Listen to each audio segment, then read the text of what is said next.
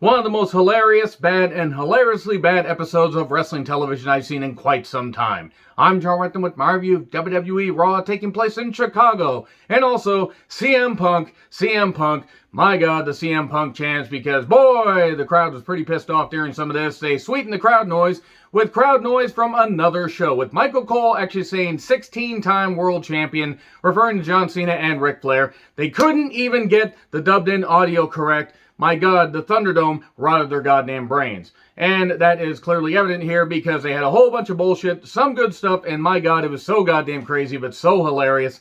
Let's jump right on into it. Let me know your thoughts in the comments. So here's Lashley and MVP. Where you all been? Well, it wasn't quite as funny as Vince McMahon saying, where the hell have you been? And that was actually pretty hilarious. So, they were talking about, how Goldberg showed up, and is Lashley going to accept Goldberg's challenge, even though it's pretty obvious he is going to? More on that in a little bit later. They mentioned Goldberg, and the crowd boos. I want you to remember that, because something changes a little bit later.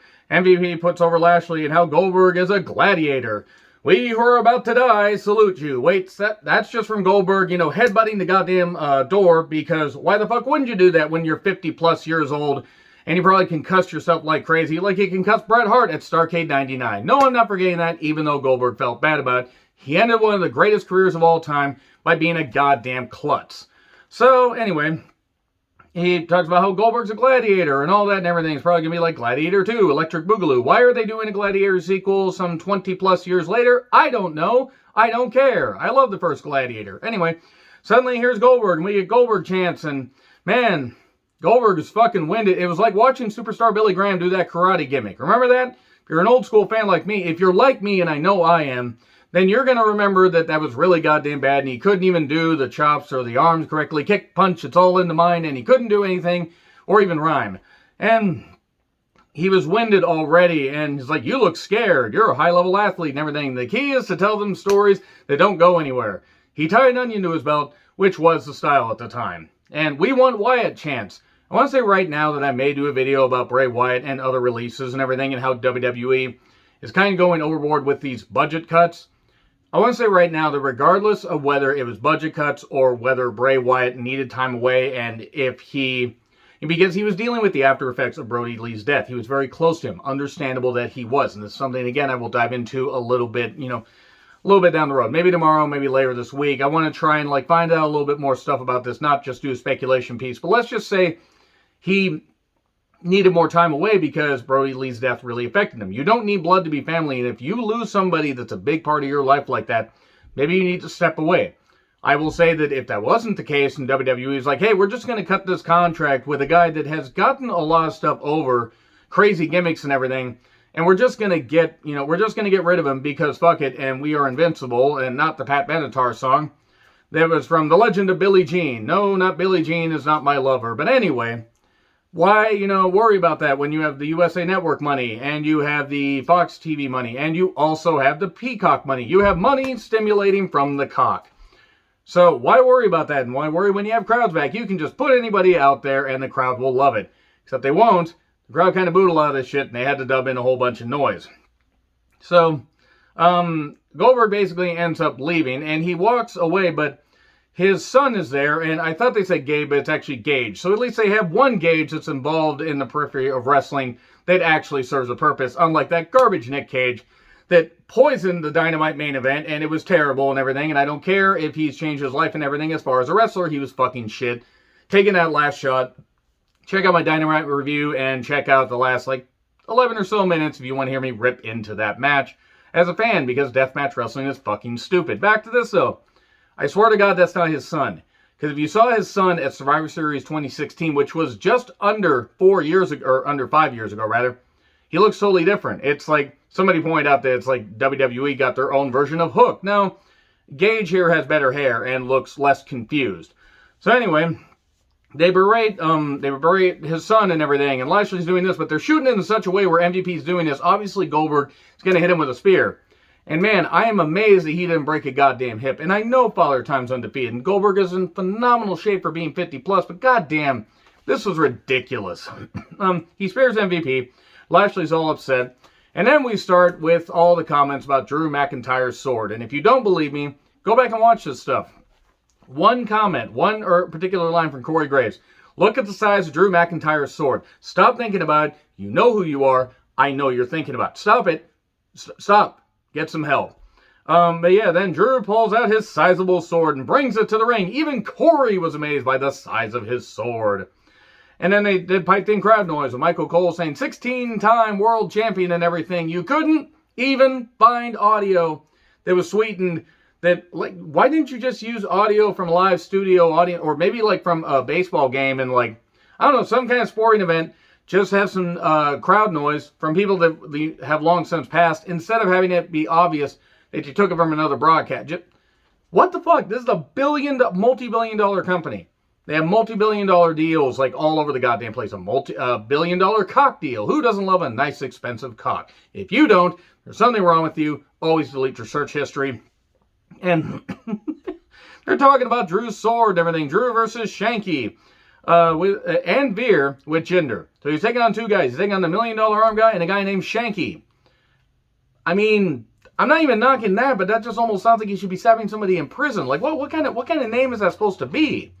Like, genuinely. I mean, I don't understand who comes up with these names unless, like, that's actually a name he chose. But it just sounds like something Vince McMahon would do that's really offensive. Oh, wait, no. More on that a little bit later. CM Punk. Because CM Punk is going to be on AEW Rampage, likely. If he isn't, at least in the video package or something, the crowd will likely do bad things at the United Center. And this is a big goddamn building, a rich history. I believe it was the Rosemont Horizon, if I recall correctly. And if it was, that hosted WrestleMania 13, which maybe is a bad example because it wasn't a great WrestleMania, but it had to have Bret Hart versus Stone Cold Steve Austin and a great double turn. It also had Sid versus Undertaker. Not a lot of really other good stuff, but it did have Bret telling Shawn Michaels to take his pussyfoot injury, go back home and find a smile. So, anyway, we get CM Punk chance. Drew is taking on two men at once while they're trying to repeatedly tag team him, but he takes him out, and then Jinder causes a DQ. And they've all got chairs. It's 3 chairs versus Drew's sword. They keep pointing out the length of Drew's sword. He pulls it out, and he kind of stumbles to get it, though, because it was kind of hilarious. Maybe he jammed his sword in a really big slot. And when you jam your sword in a big slot, sometimes it's hard to pull out. I can't say I speak from experience, because it's more of like, size doesn't matter sword. This is getting weird. He then has the sword, and sword versus chair. It's like sword play, chair play, and whatever. It's like rock, paper, scissors, chairs, stairs. They're going to make it TLC, tables, ladders, chairs, and stairs, and swords. Drew's sword on a pole match. Stop thinking about it. So anyway, Shanky was frozen in fear from Drew's sizable sword. You would think with a name like Shanky, he wouldn't be afraid of sharp objects. Jinder is scared, and they all run off and everything. He's a madman. He's a madman that's carrying a 5-foot sword. Or a 3-foot sword or whatever. It doesn't matter. Drew's sword is very sizable. In case you didn't get that from commentary and all the talk about Drew's sword. Also, stop thinking about it. So, yeah, that's about it for that. They mentioned, I was laughing. I was dying laughing during this. It was absolutely hilarious. Nia then says she's going to kill Rhea, and given how Nia botches repeatedly, like she botched whatever that goddamn hair is, she probably could. So anyway, Drew then grips his sword shaft while, that's named Angela. It's got a name. It's like, wasn't Angela a name that was dropped in that Lou Bega Mambo No. 5 song? Genuinely, he dropped a whole lot of names. Maybe Angela was dropped in that song, 88 Lines About 44 Women.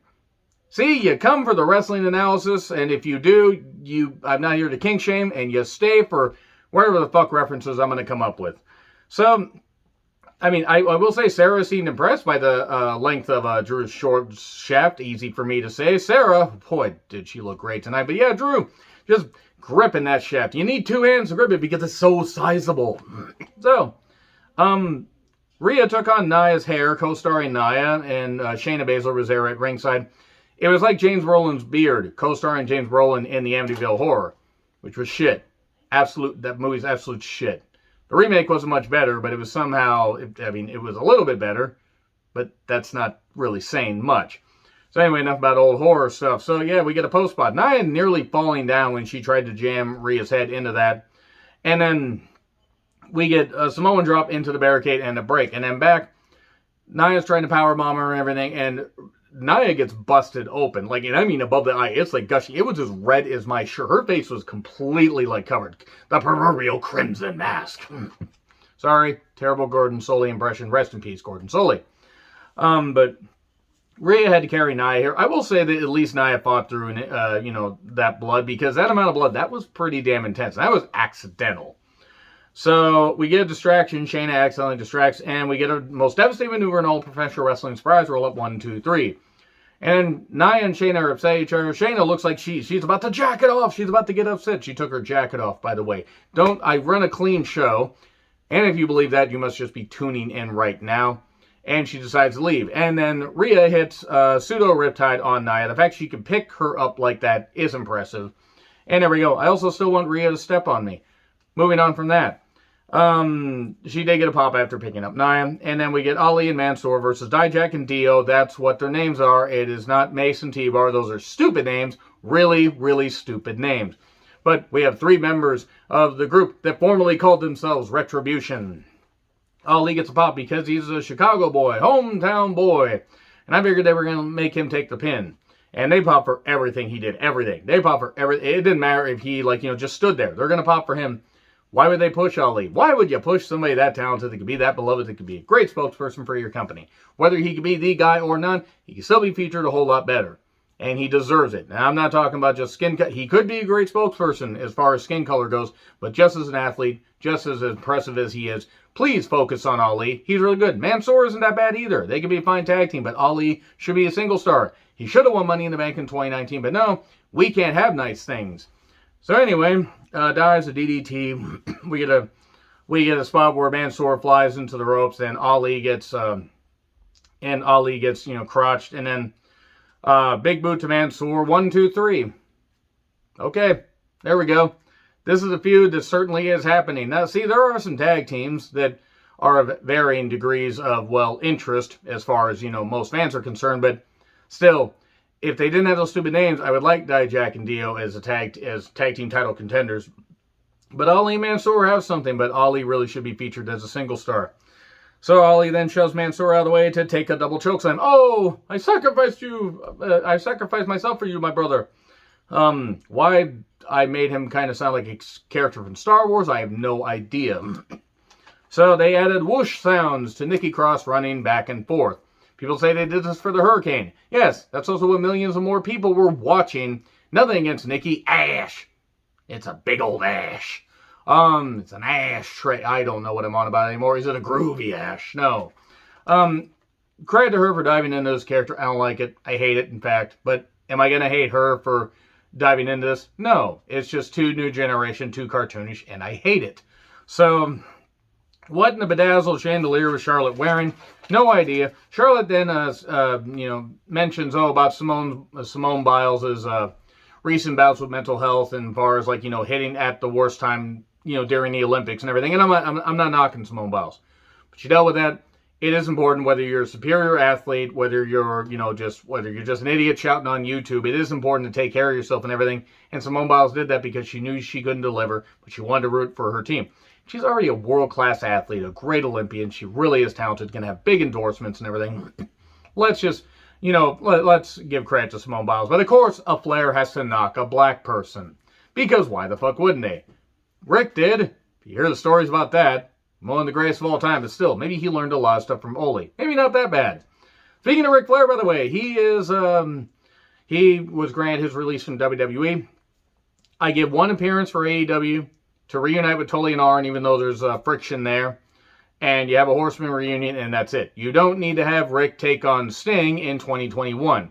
They'll do that because Tony Khan's bound determined to recreate everything from WCW, including the Final Nitro. You remember, a show that actually still got bigger ratings than that other show did. I'm going to stop dumping on that and just move on and know the viewing habits change. But Ric Flair, going back into wrestling, except for maybe one appearance, he should just retire, do the car shield stuff, whatever, do the rap video stuff. Good for him. He's had a hell of a long career, but I really don't need to see Ric Flair on a wrestling program anymore. So, she says there were Becky, Chance, and everything, but of course, Flair knocking a black person, saying, she was close to her own breakdown and everything after Nikki Ash stole the championship. And then she goes outside the ring, She gets a kendo stick, a broom, and a chair. Why'd she get a broom? I don't know. Maybe she was going to fly away like that Wicked Witch with the bobby pins and everything. Looney Tunes. Still, but what I did right there is better than anything in Space Jam and New Legacy. It's a new legacy, and it's shit. So check out my review of that if you want. A lot of review plugging here. So, she's got a chair and everything.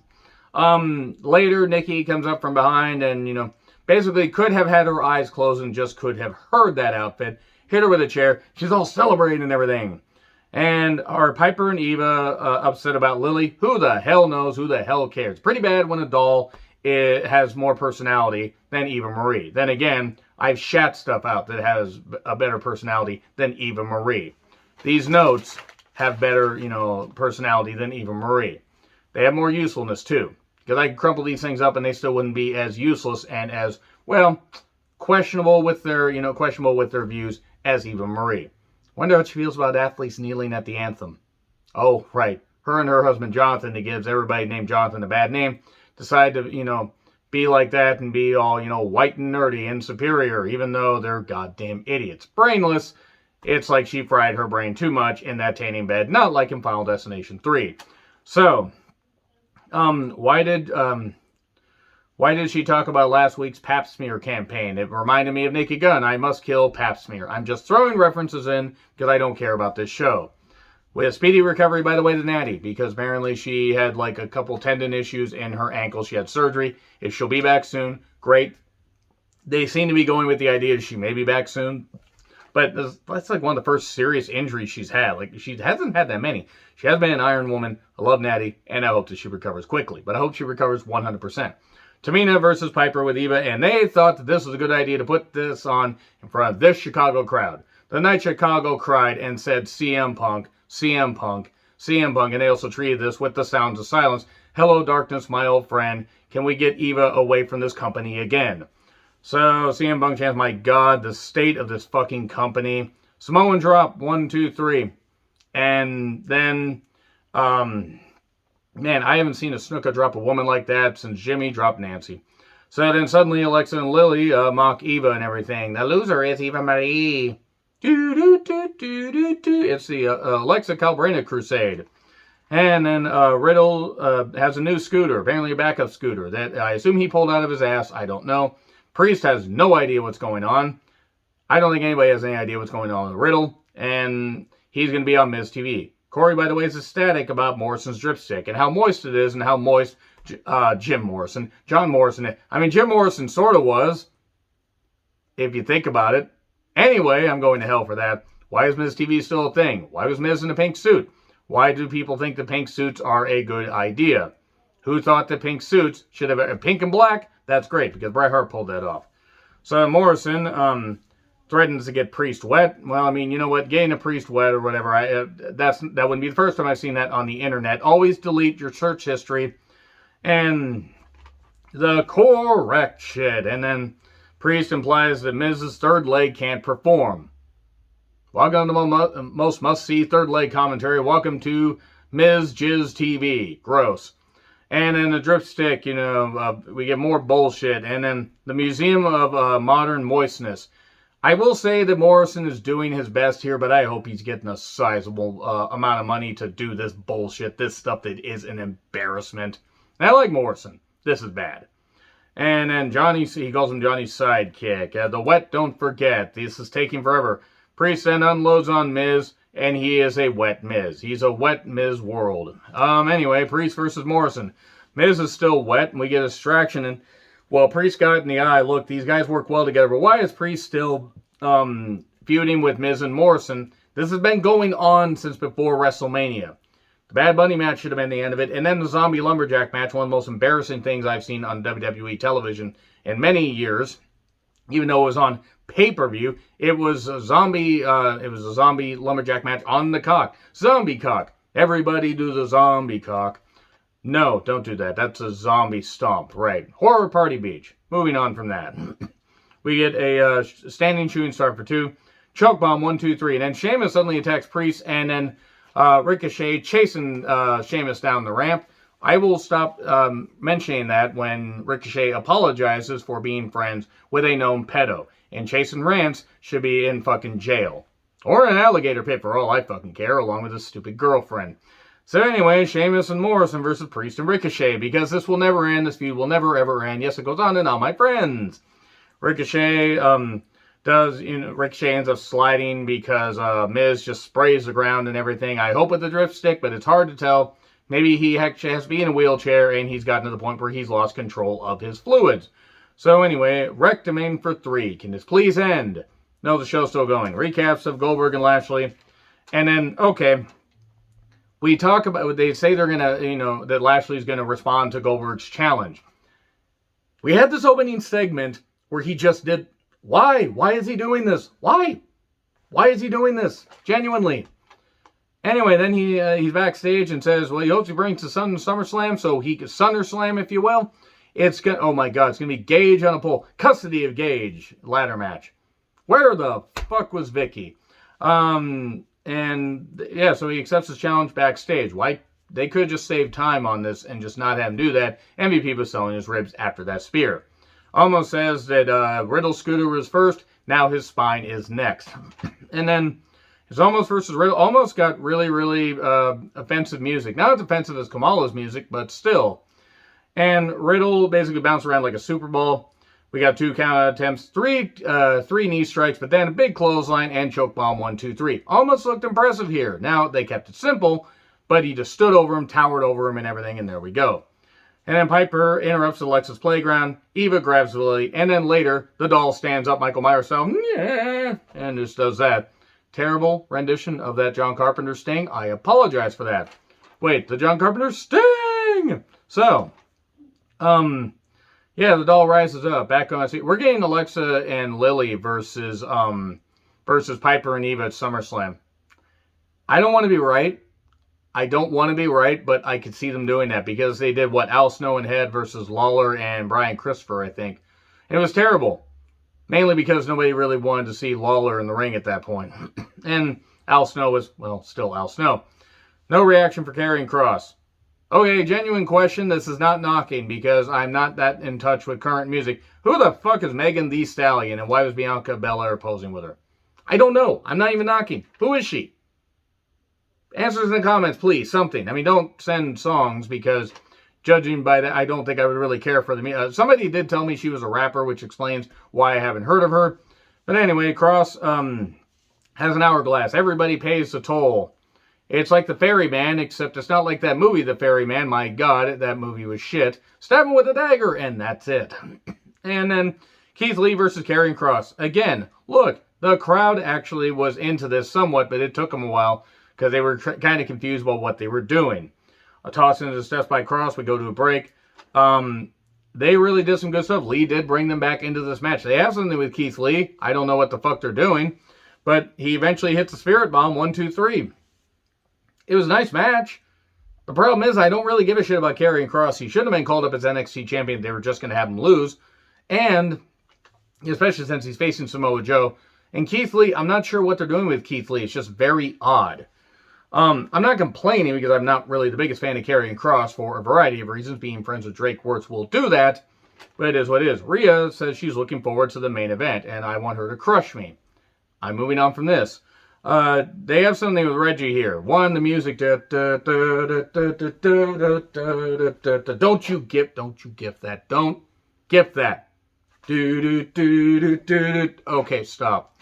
I'm going to stop. I'm a white man. I can't dance. So, it's Reggie versus Sizeable for the 24/7 championship. Why is the 24/7 championship still here?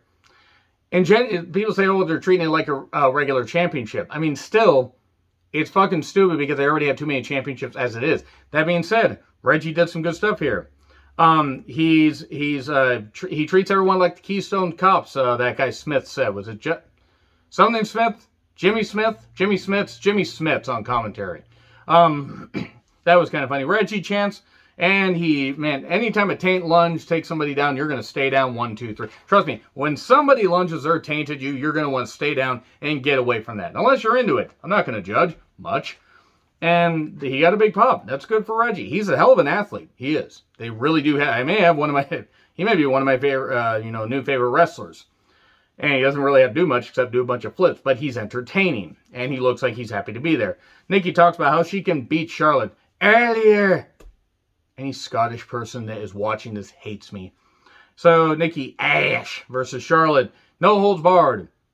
Man, this crowd was kind of dookie, if you'll see what I did there. So, no one cashes in on me. Well, no, Charlotte, because Nikki already did. That's how the briefcase works. I know you've been hitting the head a few times, and maybe, your idea of championship reigns, they don't have a lot of fight left in them, but seriously, you could probably maybe think about this stuff. Maybe you could think how this stuff works. But anyway, Becky chants, we get spear through the barricade, table in the corner, table in the spotlight, crossbody, and she catches her, announcer's table bomb. So Charlotte's pretty much destroying Nikki at this point.